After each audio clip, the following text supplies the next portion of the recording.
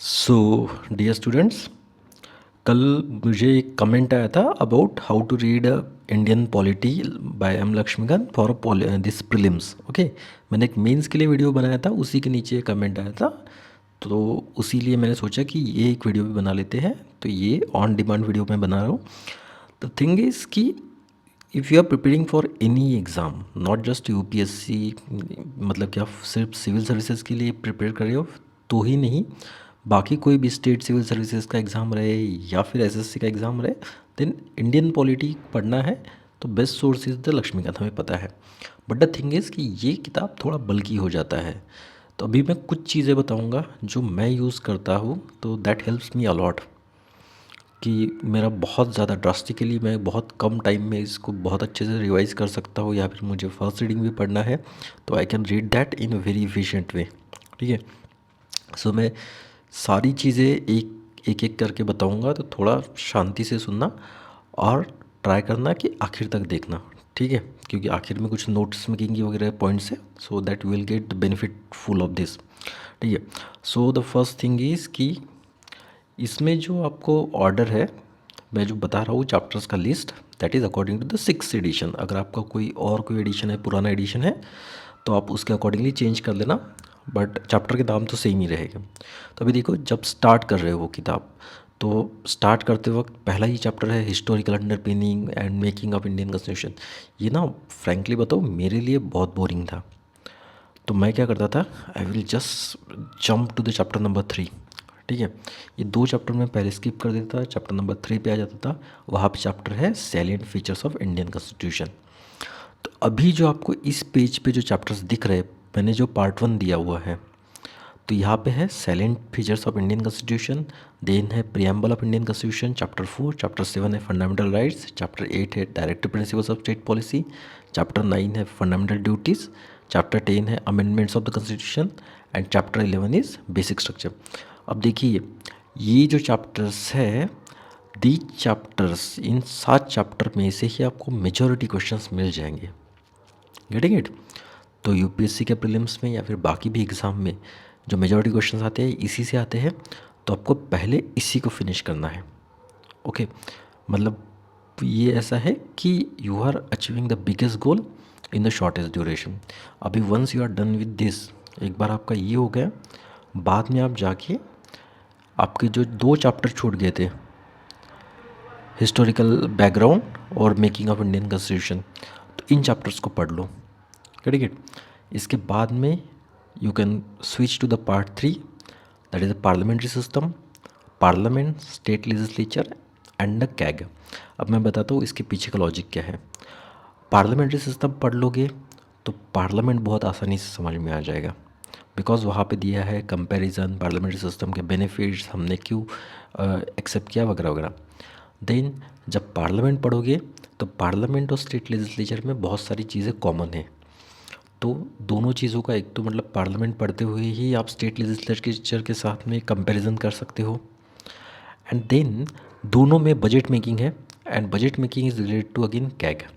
Okay, so part 3 इस तरीके से कंप्लीट करो, then move to the part 4। Part 4 में आपको क्या करना है, तो आपको 17 और 18 पढ़ना है। 17 is president and vice president, and president का और गवर्नर का इसमें बहुत ज़्यादा रिलेशन है, बहुत सारी चीज़ें सिमिलर है। तो अगेन जब आप कंपैरेटिव स्टडी करोगे तो बहुत आसानी से चैप्टर्स हो जाएंगे।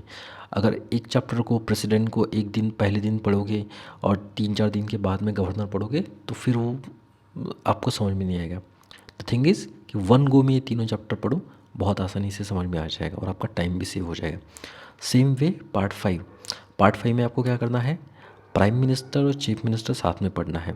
After that central council of minister, cabinet committees और स्टेट काउंसिल ऑफ मिनिस्टर।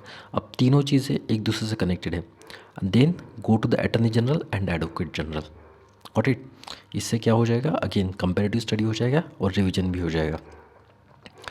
इसके बाद में आपको पढ़ना है federal system, centre state relation, inter state relation and emergency provision. Okay, then move to the part 7। अभी यहाँ पे जितना भी जुडिशरी से रिलेटेड चैप्टर्स है वो एक साथ पढ़ लो। ठीक है, क्योंकि किताब में ऐसा है, सुप्रीम कोर्ट अलग दिया है, हाई कोर्ट अलग दिया है, तो उससे अच्छा है सारे चैप्टर्स एक साथ पढ़ लो, सो दैट आपको समझ में आ जाएगा अपॉइंटमेंट कैसा होता है, रिमूवल कैसा होता है।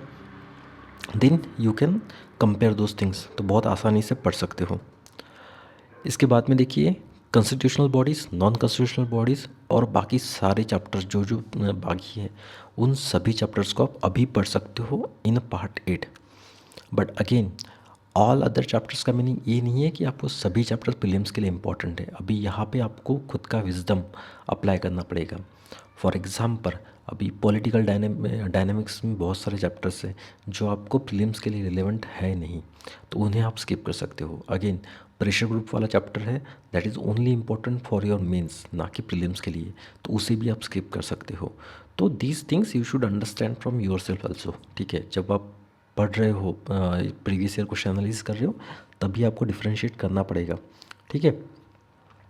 सो इस तरीके से you can finish this book, okay Laxmikanth. अभी एक क्वेश्चन हमेशा आता है कि should we make a notes out of this book. तो मैं पहली बात तो बता दूं कि यहाँ पे ना लक्ष्मीकांत से नोट्स मेकिंग करने की ज़रूरत है नहीं वैसे, बिकॉज ये किताब ऑलरेडी नोट्स फॉर्मेट में है। अगर आप किसी और किताब को पढ़ रहे थे, मे बी आप डी बसु को पढ़ रहे हो, तो वहाँ से नोट्स बनाने की ज़रूरत है। बट यहाँ पे ऐसा है कि ये ऑलरेडी नोट्स फॉर्मेट में है। बट फिर भी अगर आपको नोट्स बनाने हैं तो you can use 2 techniques. First is margin notes. Margin notes मतलब कि आपके किताब में, लक्ष्मीकांत में, दोनों साइड में अच्छा खासा स्पेस है, ऊपर भी है और नीचे भी है, तो सारे इंपॉर्टेंट जो चीज़ें हैं you can write in a margin. So जब भी आपको रिवाइज करना है और लास्ट मोमेंट में जब रिवाइज कर रहे हो, तो जस्ट जितना मार्जिन में लिखा हुआ है उसी को रिवाइज करो, दैट्स ऑल। दूसरी चीज़ है कि आप चार्ट्स बना सकते हो। चार्ट्स फॉर एग्जांपल मैंने यहाँ पे एक डेमो दिया हुआ है आपको, तो इसी को आप कॉपी कर लेना, ठीक है। तो पहले इसमें for example constitutional non constitutional bodies में अगर आपको चार्ट बनाना है तो you can write about name of body and you can mention कि यूपीएससी, ठीक है, टाइप क्या है, तो it is a constitutional body. Then इससे रिलेटेड आर्टिकल कौन सा है, कंपोजिशन कितना है, मतलब मेंबर्स कौन है, अपॉइंटमेंट कौन करता है, पावर्स एंड फंक्शंस क्या है, सैलरी एंड टेन्योर कितना है, रिमूवल कौन करता है, और व्हाट एवर रिमार्क्स जो आपको अल्टीमेटली लिखना है। तो इस सब पॉइंट्स को आप ब्रीफली लिख सकते हो। इसी तरीके से आप चीफ इलेक्शन कमिश्नर या फिर सीवीसी, सीबीआई सभी के बारे में लिख सकते हो, ठीक है। और इन्हीं चार्ट्स को आप लास्ट मोमेंट पे रिवाइज भी कर सकते हो। एक्चुअली ये चार्ट्स ऑलरेडी गूगल पे अवेलेबल है।